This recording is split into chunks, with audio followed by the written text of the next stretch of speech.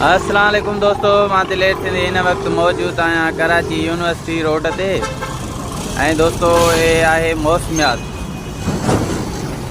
अदा ये अथव रूफी सेंटर दोस्तों, ये अथव मौसमियात ते रूफी सेंटर। ये अथव असांजी चिप्स खपाइंदो सिंधी बा। ये अथव दोस्त इमदाद अली। इमदाद छा हाल आहे? कुछा टाइट लगो पियो आहे। चिप्स हले थी भाऊ? अदा ये चिप्स भी खपाइंदो त 50 100 30 40 वीचारो मोटाईंदो ना आहे कंहिंखे बि ईअं न बा। अब केर इमदाद पाण काथां जो? जेकमाबाद जो असांजो भाउ त हिते रोज़ी तो करे पियो। तव्हां हेॾे होटलनि ते वेही होटल भरी वेठा आहियो, हेॾे नथा अचो कराची रोज़गार करण लाइ। हिन जो ठहियो अथव घणो टाइम थियो इमदाद हिते? 15 साल थी विया अथव माशाअल्लाह। यको हिते ई बीठो हूंदो? हे रूफी सेंटर अथव।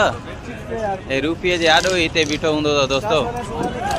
चवण जो मक़सदु इहो आहे त अचो हिते रोज़गार कयो। हे काफ़ी हिन रूफी सेंटर में दर्जन जा दुकान बि पंहिंजा सिंधियुनि जा अथव, कपिड़े जा दुकान सिंधियुनि जा अथव। मां इहा ई सलाह ॾींदुमि दोस्तनि खे त अचो हिते रोज़गार कयो पंहिंजे कराचीअ में। ठीकु आहे दोस्तों, अल्लाह हाफ़िज़, दुआ में यादि।